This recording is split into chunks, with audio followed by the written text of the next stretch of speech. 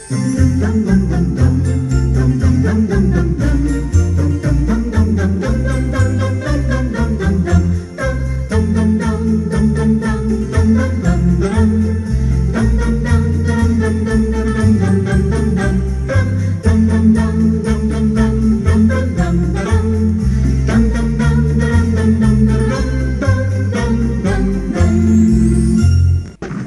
est sur un traîneau, dans la neige, avec tiré par 7 rennes, dont un qui a le nez rouge, donc pour éclairer un peu la nuit. En fait, c'est parce qu'on sait qu'ils mangent des lichens, parfois des champignons qui sont hallucinogènes. Bon, mais ça, je l'ai découvert plus tard. Ce qui est intéressant, c'est de savoir d'où il sort le Père Noël. Donc le problème était là. On le connaît, tout le monde connaît le Père Noël, mais on ne sait pas d'où il sort. Au début du siècle, il était dans d'autres couleurs. Il était parfois en blanc, parfois en bleu, etc., en vert, enfin, différentes couleurs. Donc j'ai fait des recherches pour trouver ses origines. Au niveau historique, j'ai rien trouvé. Mais au niveau de ce qu'on appelle le folklore, là, j'ai trouvé des travaux d'un certain Van Gennep, dans les années 50, qui a pu reconstituer un peu l'histoire du Père Noël. Et grâce à ce Van Gennep, j'ai réussi à faire l'arbre généalogique du Père Noël sur 3000 ans. Donc au départ, on a essentiellement Odin. Odin, dans les pays du Nord, les grands pays du Nord qu'on appelle la Scandinavie maintenant. Alors, ce dieu Odin avait la particularité d'être très majestueux, c'était un dieu. Il était assis sur un trône, entouré de 2 loups, Eiki et Freiki, on connaît même les noms. Mais sa grande particularité, c'est qu'il envoyait des corbeaux sur Terre pour savoir si les enfants avaient été sages ou pas sages. Donc il avait des messagers, et mis ces renseignements, il pouvait récompenser les enfants sages. Donc ça, c'est un point essentiel. Chez les Celtes, on a un demi-dieu très spécial, Gargan. D'où vient Gargantua, d'ailleurs, de Rabelais et tout ça, qui était un personnage, un géant, avec un très gros ventre, et qui était réputé donner des cadeaux aux enfants aux solstices d'hiver, donc autour de Noël. Mais c'est une réputation qui est controversée. Donc moi je l'ai inclus dans l'arbre généalogique du Père Noël, mais j'accepte les critiques au cas où ça s'avérait faux. Encore un dieu de la mythologie païenne, c'est Mikoula. Mikoula, notamment dans toutes les régions de la Russie et les steppes, était le dieu des moissons. Mais le dieu des moissons, ça veut dire en fait, c'est le dieu de l'abondance. Et il est transposé, il est utilisé, le même dieu, à la fin de l'année, pour effectivement récompenser les enfants sages qui ont été méritants et qui méritent un cadeau. À Rome, il y avait des grandes fêtes qui s'appelaient les Saturnales, au moment du solstice d'hiver. Et une déesse très très très célèbre à Rome qui s'appelait la déesse Trenia, d'où vient le mot étrenne.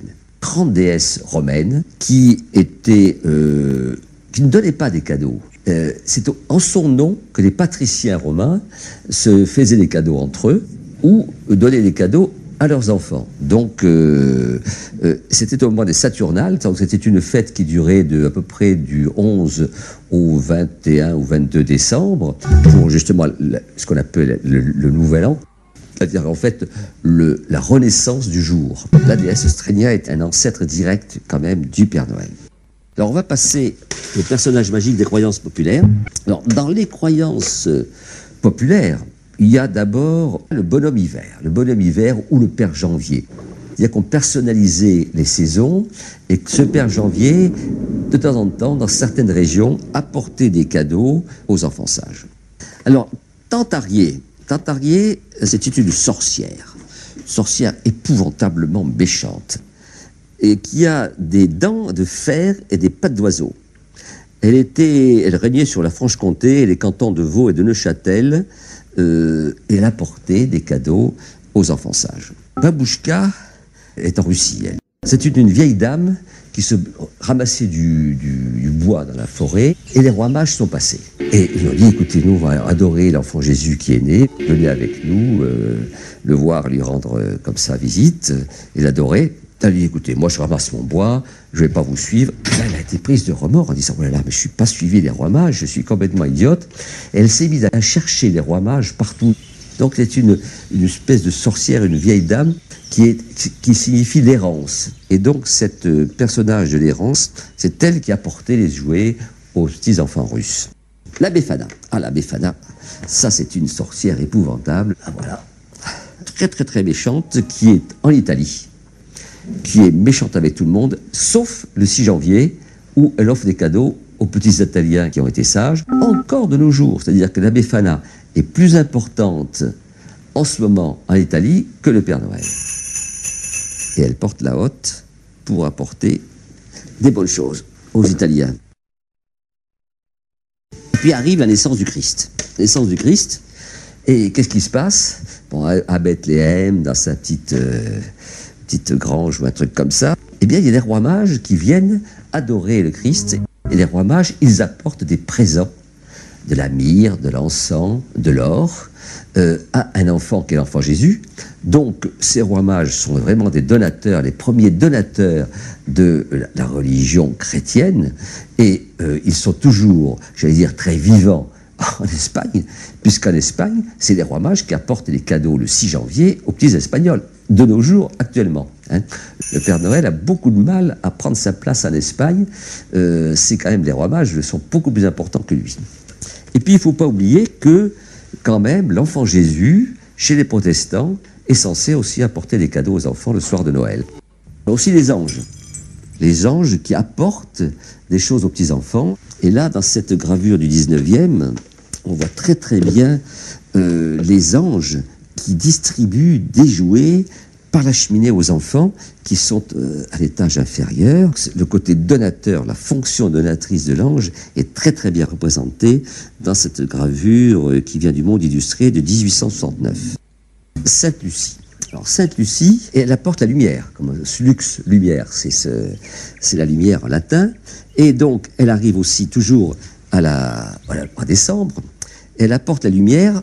Notamment, elle est très très vénérée dans les pays nordiques, surtout en Suède. Il y a des petites bougies sur toutes les maisons, c'est très très beau. À Noël, dans les pays nordiques, il y a des petites lumières partout dans les maisons. Et Sainte Lucie est la grande patronne des enfants qui apporte des cadeaux. Le plus important, c'est Saint Nicolas.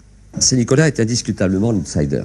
Alors Saint Nicolas, c'est un évêque qui est né en Lycie, qui est l'actuelle Turquie, qui a vécu 80 ans, qui était donc un saint très très important.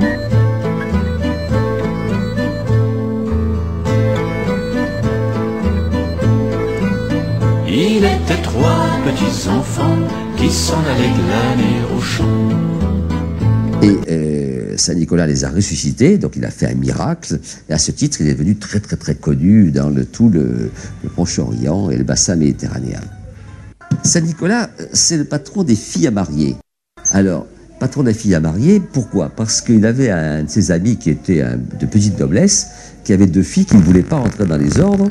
Et donc, il n'avait pas d'argent pour les doter. Donc, il ne pouvait pas les marier. Et Saint Nicolas a décidé de leur donner une bourse d'or à chacune. Elles ont été dotées, elles se sont mariées, et tout est bien rentré dans l'ordre.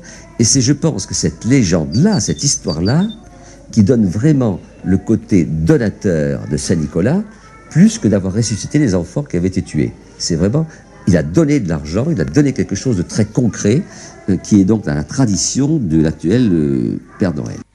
C'est toujours Saint Nicolas qui apporte des cadeaux aux petits-enfants dans l'Est et le Nord de la France, et de la France jusqu'à la Russie. C'est donc très important. Puis des îlots, par exemple, à Évreux, en France, c'est encore Saint Nicolas qui fonctionne. Il y a des îlots comme ça avec Saint Nicolas.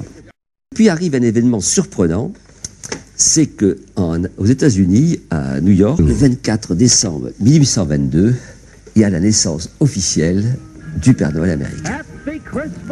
C'est issu du Père Noël français, enfin européen, dans sa version contemporaine. Ce jour-là, un certain Clement Clark Moore, qui est un pasteur, qui a passé sa vie à traduire la Bible de l'hébreu en anglais, écrit un poème pour ses enfants qu'il appelle « Une visite de Saint Nicolas le soir de Noël ». Il fait basculer la date de Saint Nicolas du 6 décembre au 24 décembre, ce qui est capital. Et au lieu de présenter dans son poème, qui fait 2 pages, il n'y a pas grand-chose, il y a 7-8 strophes, de le présenter comme un évêque avec son côté austère, sérieux, un peu hiératique, sa crosse et sa mitre, et maigre, eh bien, il en fait un bonhomme court sur pattes, rondouillard, facétieux, au nez rouge, très très gai, mais quand même avec tous les attributs magiques des croyances populaires, c'est-à-dire qu'il est dans la neige, avec un traîneau, avec des jouets.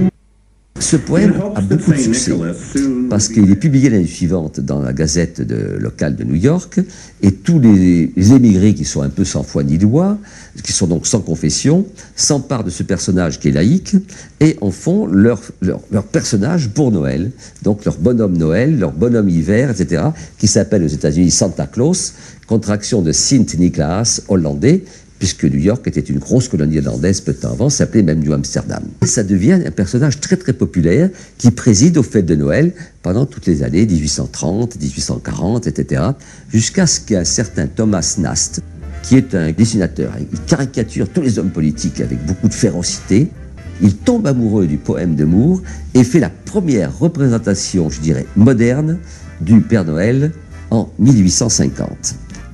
Et il va populariser l'image du Père Noël habillé en rouge. Alors, habillé en rouge, on peut se demander pourquoi.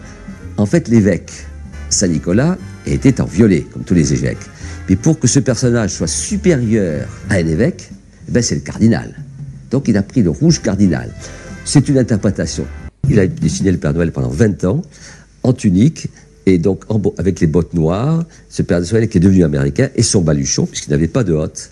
D'où cette vision vraiment moderne du Père Noël, qui date quand même de 1822. Alors qu'est-ce qui va devenir le Père Noël à ce moment-là? Eh bien, il va revenir, ce Père Noël-là, américain, va revenir en Europe par la Hollande.